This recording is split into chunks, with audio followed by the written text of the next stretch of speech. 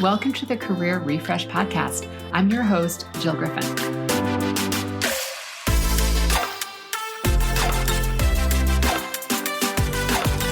I'm a former media and marketing executive turned career strategist and executive coach.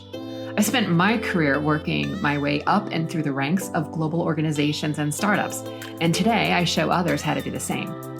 Join me each week as we discuss the strategies and actionable steps to leverage your strengths, increase your confidence, and develop your career well-being.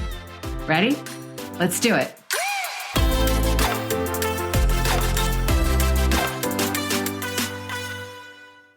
Hey, this is Jill Griffin, and you are listening to the Career Refresh. This week, I'm inviting my friend and former colleague, Michelle Harman Madsen, to the podcast. She is currently the Chief Marketing Officer at Sponsor United. And I invited Michelle on because she has had some really tremendous and amazing pivots throughout her career. And I felt that it would be awesome to have someone who's done it and done it well to share with all of us how she thought about her various pivots and the success that she's creating today. In her current role at Sponsor United, she does the gamut of marketing. It's everything from brand marketing, content, demand gen, research, PR, everything is underpinned by brand growth. Previously, she was the Chief Marketing Officer at AccuWeather. She's also held senior roles at Shopper XLab, Fresh Direct, and 19 Entertainment, who you'd probably know from their work on American Idol and So You Think You Can Dance. Michelle has excelled in fostering customer-centric businesses and creating new revenue streams. She also has a tremendous passion for advancing women in leadership across marketing, media, and technology. And this is pretty evident with her role as co-chair of the Executive Achievement Committee at sherunsit.org. She is an alumnus of the Pennsylvania State University, and she is really active in their alumni organization. She lives in New York. And in this episode, we talk about her 25 years of marketing and business transformation experience. Michelle talks about storytelling for effective communication. Again, it's that narrative, folks, that we keep talking about. How to create momentum and stay relevant, how to build resilience, networking and informational interviews and why they are so powerful. We also talk about what she calls the margarita test, and you're going to have to listen in to hear more about that one. Friends, definitely grab your notes app, grab a pen. There are some beautiful gems that Michelle is dropping on us, and I know you'll want to take note of those. So as always, if you have any questions, email me at hello@jillgriffincoaching.com, and we will be sure to get those questions answered. And have a great week. I'll see you next time. Michelle, I'm happy that you are here and we are finally doing this. Well, Jill, it is so good to talk to you. I feel like, between the pandemic and the rest of life, we have got to catch up. And so this is a wonderful opportunity. It's awesome. It's awesome you have. So I want to start with you the way I start with almost all of my guests. And I want you to tell us, what did you think you wanted to be when you grew up? Oh, gosh. Well, if you were Michelle in second grade, I wrote a whole poster about why I wanted to be a professional football player. I didn't realize it was just a bunch of guys. But anyway, it was just something kind of fun. But in reality, when I went to college, I went for three things. And I was really serious when I looked at schools. I looked at schools that had aeronautical engineering in case I wanted to be an astronaut. They had an art program because I really loved art. And then I actually applied for pre-med. I went as, a med going into medicine. And of course, after being there about I don't even know if it was a full semester, I'm like, I don't know if this is for me. And I fortunately switched to the business school and majored in marketing. Okay. All right. Yeah, I was going to say, but I think when our audience starts to learn more about you over the next time, the next 30 or so minutes we're going to spend together, they're going to see how that level of curiosity, both from med school and engineering, how it kind of feeds into the work that you're doing today. Take us from a very high level. So you mentioned going to university and studying marketing. Take us through your first, X amount of years of your career. Tell us about it. No, listen, I was very fortunate coming out of college to land some unique opportunities. And one of my early jobs was really working in media. And what excited me there was I was kind of thrown in the deep end to create opportunities working with big advertisers and to help their quote unquote big idea, we used to call it, come to life. And so I'd have, a couple snippets on who their target audience were, what they wanted to be doing in the marketplace, maybe, who else they might be working with, and then needed to come up with these big ideas to go back to them. Well, it was fantastic. It was a ton of fun. It was a ton of work. But I think for me, what was really exciting is one of the big ideas that we started, and I had actually been doing it for a little bit, but one of the ideas we came up with was to do a concert tour for one of our clients. And in this case, it was for Maytag. Now, I don't know if Maytag and music, go together particularly well for most people, but they were launching a new washer and dryer, but it was all going to be more energy efficient. And so I said, listen, why don't we create a music tour? I should say it wasn't just me, it was a team of us. Let's create a music tour. It'll be about making music matter. We brought in an artist, Kenny Chesney, out of all things, who certainly has skyrocketed since then. Anyway, I moved from really kind of being more sales oriented into a marketing oriented job to actually create this tour. And that really kind of led me on my trajectory of really being more involved in marketing and how can we, create that wonderful partnership from a brand, working with consumers and really fueling your business. Okay, so hearing that, it shows us how you took media, you were in media, and how you pivoted to marketing and really making the connection between a brand, talent, and a product. I know your history, I know your background, but tell our audience some more of the really amazing opportunities you've had within brand partnerships.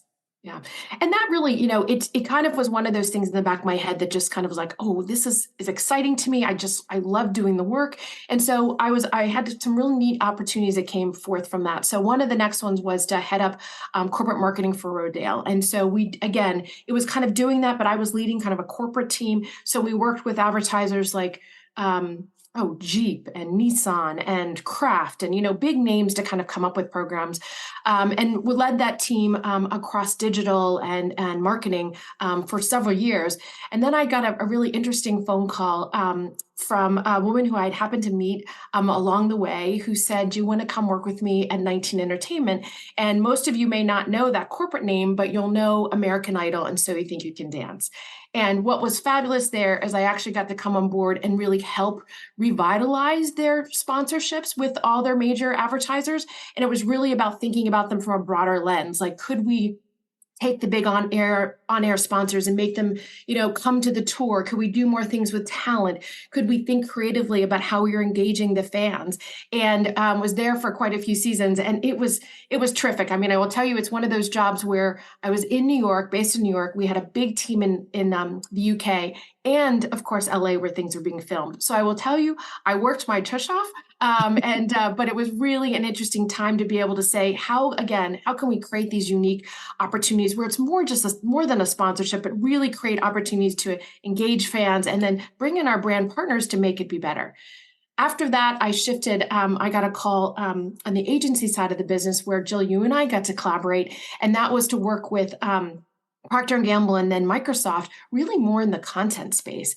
And it was really helping them to, for P&G, really think about how could they engage their brands on a global basis to, again, work with, better get connection with consumers, but also use entertainment and media in a bigger way. And so one of their big properties was the People's Choice Awards. And so we brought in even outside brands, outside of the Procter & Gamble, world, to come be sponsors of this program. And really, it was terrific because we had a whole live event in LA, but so much stuff leading up to that event as well as after it. So it was really a full marketing component. After my time on the agency side, I went to Fresh Direct. And I would say that was probably a pivot that from the outside may not have made much sense, but to me personally, it made a ton of sense because I was helping them to launch their shopper marketing platform. And that basically is how can brands come to life in a way that's authentic in this e-commerce environment? How can we make it be right for the Fresh Direct business? And they were, one of the largest e-commerce centered grocers on the East Coast. And they didn't want to step away from their fresh. They didn't want to step away from their vegetables. So how could we make this fit their brand and these other brands that we sold on the site? So whether that would be, a PepsiCo and maybe Stacy's or or for that matter, even if it was Coca-Cola, how could we make it be authentic to what we were doing at Fresh Direct? So led that for quite a few years before I shifted over to actually launching my own company for a while, which was really about how could we accelerate tech within the retail space, because I knew there was a ton of opportunity. I will also admit to you that I realized after doing that, everyone said, yes, this is a great idea, but no one was in a hurry. And so I thought to myself, maybe this is not the time to start my own company. And that's when I was fortunate to get the opportunity to be Chief Marketing Officer of AccuWeather. And so for me, was a wonderful mix between doing consumer B2B marketing and having teams across that organization. And really thinking of ways to kind of bring weather to life for people, not only when you need it, when there's bad weather, but also on days when it's sunny. And then I've been really fortunate to come over here to Sponsor United, because to me that, even though I think, again, it looks like I've made big pivots. Some people think about my career, but I think for me, it's all been about these partnerships. And that's really what we're focused on here. It's how can we elevate all sides of the partnership? And so whether that be the rights holder or the media company, or for that matter, the brand and their agency, to be able to have more information to make smarter partnerships and to accelerate their business. So that's my long version of telling you a lot of my career story, Jill. Yeah, no. And I think, again, for listeners, and I want to go a little bit deeper on some of that, but I think for listeners, what I heard from what she's saying is, one, the power of storytelling has been throughout, the power of partnerships and sponsorships, partnerships, right? They are technically different, right? But from an interchangeable, it is about creating that win-win and finding the alignment of what is going to serve all the parties. And then even when going to a place like AccuWeather, where it is a utility that we all need and use regularly, and how do you create an experience that would require someone to come back or a user to come back more often? Is some of the intricacies of the strategy of what you're doing that, it's really compelling to watch those various pivots. So it's not only the pivots within the roles you've taken, but the pivots in the positioning that you're doing with various brands and companies. Tell us a little bit about, what do you think were the most important skills to be able to continue to have that kind of trajectory and pivot? I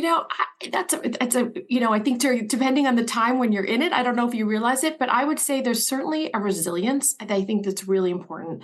And that to me is about being open to new ideas. It's being really kind of being, a little honest with yourself on, what you're best at and what you're good at. But it's also about a little bit of that positivity and creating your own momentum too. And so I feel like anytime you're going to make a big pivot, particularly when you're going to go from an agency side to the brand side, or for that matter, back to media, you have to be able to tell your story. And I think you're really right, Jill, as you keep talking about, hearing you say the word storytelling, as much as I'm talking about that is how can you tell a story and make it be relevant for that new audience you're speaking to? And that is such an important skill. And I will tell you that there's some days I do that. I think I do it really well. And other days I'm like, oh, that wasn't so my best. But I think that's been something I've needed to do a lot to help people to understand, what have I done? Why is it relevant in this new environment? And why would I be the one to help lead it, particularly in the new environment, as I've also been able to be a manager and leader of teams and businesses? So I also love you're talking about, how do you keep a story relevant to keep a brand, a partnership, the end user or the end viewer involved, but it's also the idea of, within your career, your resume is not about you. Your career trajectory when you're on an interview is not about you. It's about them. So how are you telling the story so that whoever you're speaking to goes, oh, this person is the solution for my problem. I want to know more. I want to engage with them more. I want to, have them meet my colleagues and continue on the interviewing process. And that's what we have to remember, is like, everything we're putting out there, we are the product when we're looking for work.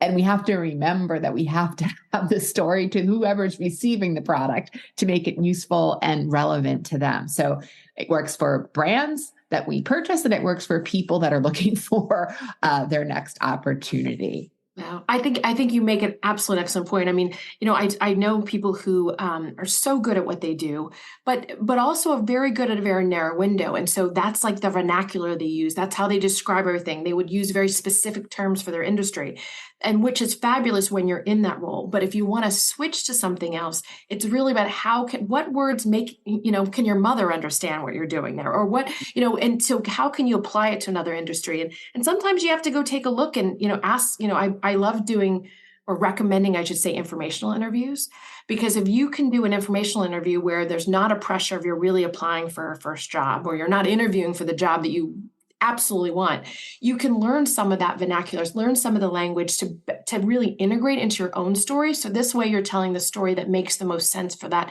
individual or that company to hear versus only telling it from your perspective.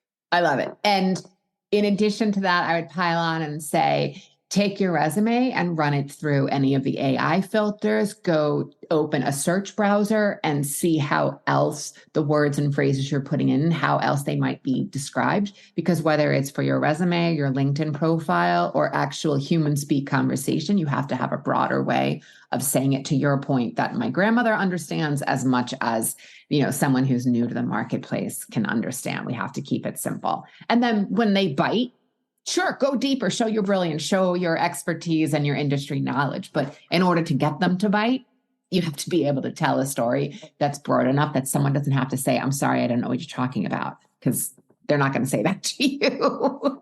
No, they'll just skip you and say next. I didn't understand. They'll skip.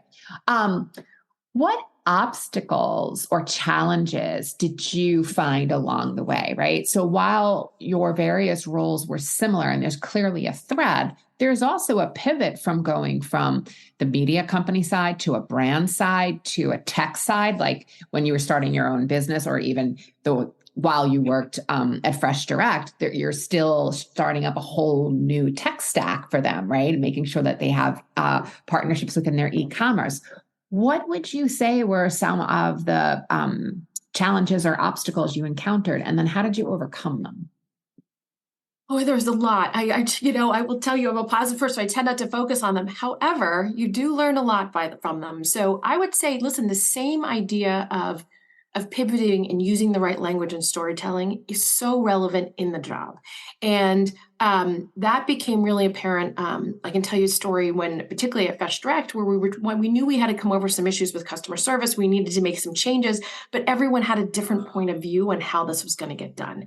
And we really need to come to alignment, and we need to come to alignment quickly. And so what we did is we said, okay, let's start this mini task force. We brought those, kind of key individuals from each different department, so all those silos, if you will, and we brought them all together. And the first meeting was, okay, let's just spew everything that's wrong, because everyone has a really easy time telling everyone what's wrong. So we made that be the first meeting. The second meeting, we said, okay, let's pretend you're literally Walt Disney. You have got this huge creative influence. You can make this be this magical new solution. What kind of magical solution would work for us? And we came up with all these big ideas. And then the third meeting was, okay, how can we take the magical big idea and how can we root it a little bit more in where we are today? And so this way we kind of said, here's kind of step one, here's our idea for step two. And we actually came up with something in future. Well, I think what was great about that is it really, everyone was invested in the situation. Everyone was part of the problem solving. And we actually came up with, I think, ideas and solutions that were far better than any one of us had as individuals when we started. So those kind of techniques I have found to be really helpful. And that really moved us forward quickly. It was a great way to overcome a big obstacle for the business and produce results in a really quick amount of time. So it's kind of the adage of how do you eat an elephant one bite at a time? That's what's making me think of as you're talking, right? Where if you put the big hairy challenge on the wall and said we have to solve for it, it's like it's so big and broad people can spin. But what you're telling me is like breaking down those steps, breaking down those obstacles for yourself and others, and therefore people could all lend their brilliant brains to solving one challenge at a time. It also then feels less overwhelming. And what we know, and my listeners know this too, when the brain is in stress or overwhelm, it's really hard for it to think. So when we break it down and slow down, we can get back to our prefrontal cortex and be able to think strategically. We cannot be in the overwhelm and also think strategically. It's fight or flight, folks. You can't do both. I think you're absolutely right. I love that. So did you do anything, like to prepare? Was there any additional education or schooling? I mean, going from media and marketing and you and I know from the time we worked together and just in our, in our friendship over the years, I mean, the marketplace every 3 months is changing with some new technology or some new ad tech stack or technology stack that needs to be integrated. How did you find the way to stay on top of all of that? I have definitely been more of the roll up your sleeves kind of mentality, if you will, trying to read things, trying to do stuff. There was points in my career when I thought, gosh, do I go back and get the MBA? And I would have opportunities and I'm like, I'm not giving this up. Like I want to be here and do it. I will tell you of late, there's been a couple good sources that I might recommend to your listeners to go and think about. One is, of course, LinkedIn Learning. They're predominantly quick snippets of stuff, but I will tell you on the B2B side, the B2B Institute is really great research, great insights. And so if people are not even familiar with like B2B marketing, it's something that could be interesting. Or if you're in that kind of side of the business, I would definitely recommend it. The other one, which really has surprised me, I will say, is Scott Galloway has a series of classes called Section 4, and now I think it's just called Section. And I ended up taking one of them. I was like, I'm just intrigued. I mean, I was a marketer. I majored in marketing, so took a lot of these classes. And I said, I'm going to go do one. Well, I think for me, the most interesting thing is that one, yes, I knew a lot of the information, of course, he was talking about, but I think he presents it in a very unique point of view. But they also had these really wonderful breakout sessions where they put you with other individuals. And so it could be at your level or area of interest. They kind of divided you up into these smaller groups. And you'd meet 3 or 4 people who were doing similar kind of things, but in very different places. So one had his own restaurant chain. One had come from big retail. They were, and they just had interesting points of view. And so you'd have these discussions then. And I really found it to be a great way to, yes, you went to a class, but really kind of think about how it applied to what you were doing and what your business was doing. And that to me was really kind of a fun takeaway. So, because I always think, when I go to a conference, like, I want to learn. I just don't want to go and meet people to sell people or that kind of stuff. Like I want to walk away with learnings. And these were 2 other examples where I'd say that I'd really recommend people. Like you can, I particularly recommend the Section one because you had that engagement with other people in different places. And making it almost applicable, right? So it's absolutely go from the clinic of learning to the actual doing. Yeah, that's a great. I'll put that in the show notes for everyone listening, so you can find some of those links. So it sounds like learning has been a thread for you. Is that what inspired or motivated you along the way to take the various pivots?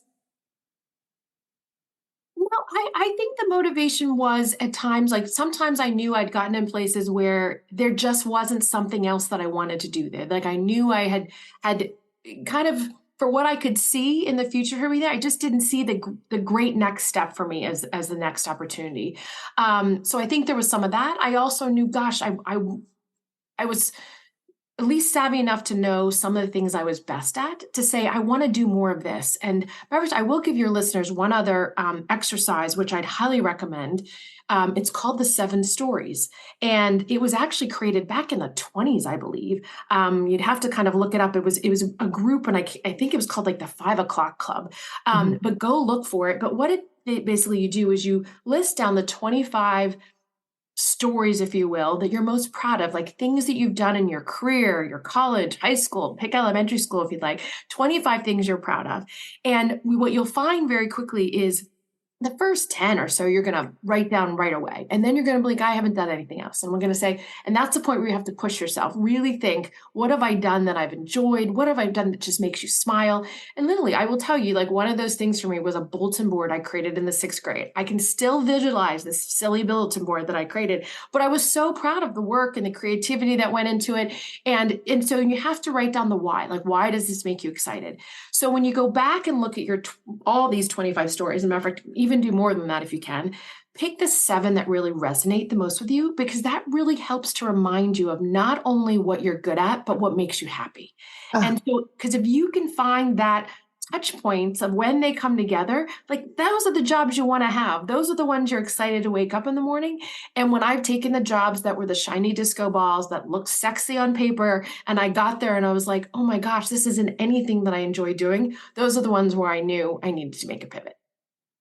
that is like wisdom that is so important.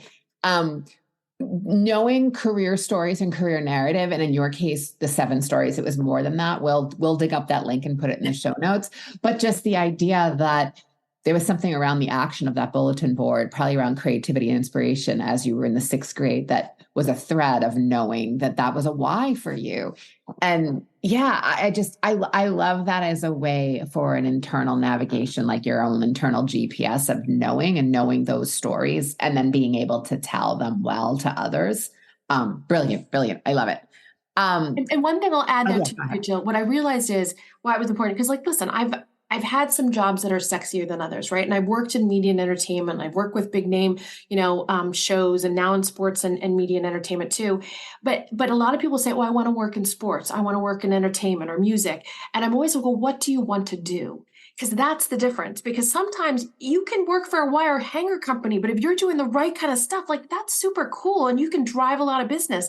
And so I want people to think bigger about it versus just, oh, sports are something I love. And I love sports. I love watching sports, but doesn't mean I need to be there, right? So it just opens up your mind to so many different opportunities if it isn't just about the one, just music or just sports, or, it just really kind of opens up your purview. Mm. So I know that you are very involved in She Runs It, which is an organization dedicated to paving the way for more women in leadership positions across, marketing, media, and tech. What advice would you give to people who are trying to make connections and networking? I am a huge believer of networking. I'm a huge believer in getting out there and participating. And so I will typically, if you're happen to be in college, I would say, what are you involved in active on campus? If you are starting your career, I would say, what other organization or industry trade groups have you joined? Or they do not need to be fancy big organizations. It's about meeting people who do something similar to you, or for that matter, other sides. And I think the reason why I have particularly loved being involved with She Runs It is it's women across the whole. So they're in media and marketing and ad tech, and there's people in HR and legal, and not what I do. And what I found is that every time I go to an event, whether it's virtual or in person, I meet someone else who does something different that I haven't had a chance to engage with. I oftentimes have been able to call them up when I've run into situations like, gosh, have you run into this? And what did you do? And they're like, oh, I'm happy to share with you. Here's what I did. And here's who I called. And it saves you hours of work and resources. But I think it's just such important because it opens up your mind about the whole industry that you're in. And I will tell you, that's absolutely how I found some of my job opportunities. It's all been from networking like that. And it's not been forced. It hasn't been like, oh, I'm looking for a job. It's just been like, when I've said to them, oh, gosh, I think it's time for me to make a change, they said, oh, I want you to meet such and such because they're doing interesting work. And it's opened up doors when I really have needed it, but also when I've least expected it. Yeah, perfect way to be networking. What advice specifically would you tell people? Because a lot of people are like, well, I feel weird. I met them at the event. Yeah, they gave me their card, but like, I don't know how to follow up. What would you tell people to kind of break that ice?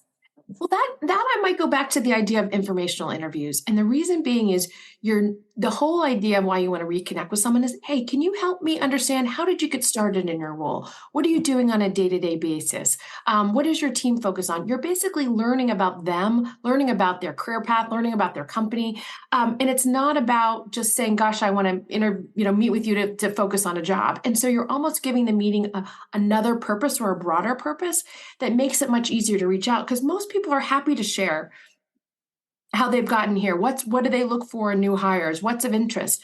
And so I think that's a great way. The other idea I would say is, if you do set up a meeting to go talk to someone, tell them you're interested in 1, 2, no more than 3 things. Reason being is, if the world's your oyster and you say, the world's my oyster, I can do anything, I can't help give you any direction. But if you say, Gosh, I'm interested in working in sports for a team, or I'm interested in working on the marketing side for sports, making this up, of course. Like, I'm like, oh, then boy, you might want to think about X and Y because they're doing some unique things. And I think they're expanding their team, right? But if even if you have to make it up, even if you're not sure that's what you want to do, and I will give that advice to myself at points, or sometimes I wasn't quite sure, pick a point, just pick one and say, this is what I'm thinking about. And you can even say to them, what do you think about that? Do you think that's an area that's growing or an area that's, shifting? And they may say, gosh, they are looking for people to hire. Have you thought about this company? I mean, that's when the doors open. So I'd say if you're unsure, pick one, two, no more than three ideas that you've been open to share with someone. I love it. She is dropping. Like, I hope you have your notes app open, pen out, paper, and be writing, because she is giving really, really great tips today. I want to switch a little bit into, you are a chief marketing officer of a major company. What do you look for in candidates these days? And I know you're not speaking about hiring specifically. We're talking in general. Well, I mean, listen, I will go back to, I look for people who are active and involved. I'm a big believer in, what else are you, if you're coming out of college, like what activities were you part of? If you were, in the middle part of your career, all right, what else is happening? What have you done there? Are you involved in a trade industry? I love seeing people are participating, because to me, those are people who are learning. So I really strive for that. That's a big area where I look for. I also look for people who, I used to call it the margarita test. And what I mean by that is, which is, if you don't like margaritas, pick whatever. But I want people who listen, you don't have to be like me. You don't have to be my best friend, but boy, I want to learn more about you. And I want to go spend time. Like, I'd want to go out and have a margarita with you to get to do that. And so I always kind of use that. And so, but it's not about being like me or having the same experience. It's about oh, I'm interested in what you're doing. So that was always one of the things I kind of use as a fake interview skill, but maybe I should change it up and come up with a different name for it. No, but I like it. It's the idea of, are you in reciprocity? Are you learning about me as much as I'm learning about you? Or are you just not really interesting because you're just talking about yourself, right? People remember when you ask them great questions and you're interesting, in addition to sharing about things that you've done in your life. And it's not just, what you're doing for 8 hours or so a day. So I think that's really great points too. What are you looking forward to for the rest of the quarter? Like, within your day job, what's going on at Sponsor United? Like, what are you excited for the back half of this year? We have, I'd say we're going to be focused a little bit on, well, I kind of call it the planning, but it's really kind of getting ready to launch a new product next year. And so all the stuff that goes involved in what we need to have ready and prepared for that. And there's some days where I'm like, oh gosh, we've pulled together this great list. We've got the, good handle on strategy. And then the next day I'm like, oh gosh, we've got a lot more work to go. But I think that's the exciting time. It's about, okay, we've got to do a little bit of and transition from just spending time on kind of some of the day-to-day stuff that, is enough work for the entire team to manage in our 40-hour work week, to now, okay, how can we carve away some of that to really spend some time to focus smartly on the new product launch?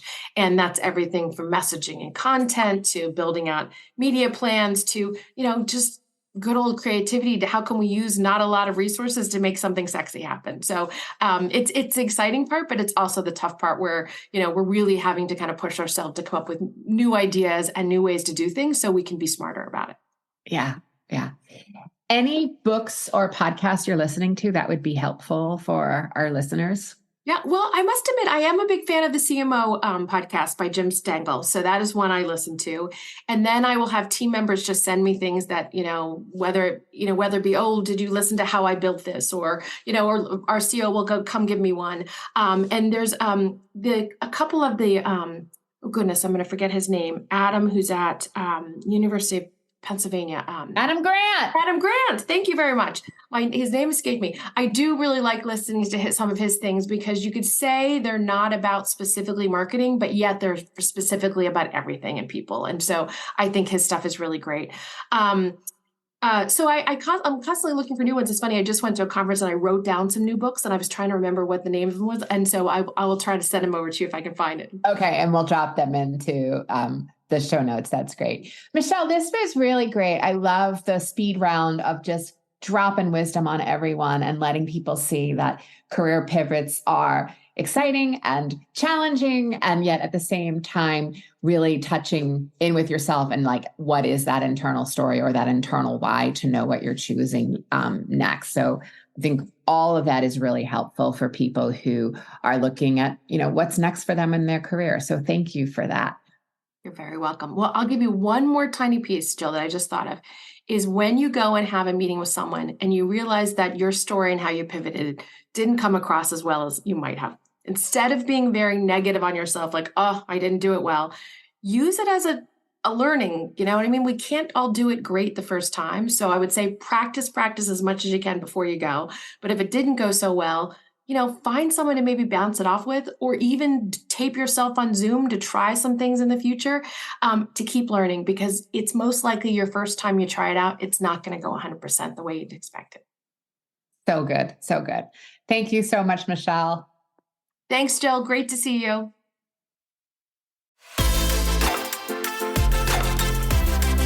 Hey, thanks for listening to the Career Refresh podcast.